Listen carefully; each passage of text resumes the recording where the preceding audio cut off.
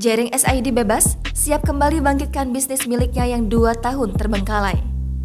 Jering SID bebas dan kini mulai memperbaiki kehidupan pribadinya, termasuk kerajaan bisnis yang sudah ditinggalkannya karena dipenjara.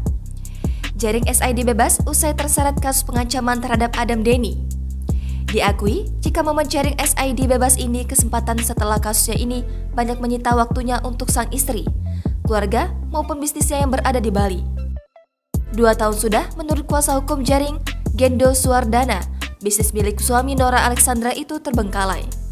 Saat ini, Jering akan kembali fokus untuk meningkatkan perekonomian yang sempat terganggu selama menjalani proses hukum saat dihubungi awak media pada Rabu 3 Agustus 2022. Diakui Gendo, kini Jering memang harus bekerja keras untuk menambah perekonomiannya kembali. Oleh karena itu, Jering telah memulai kembali menata ulang bisnisnya yang telah lama tak diurus.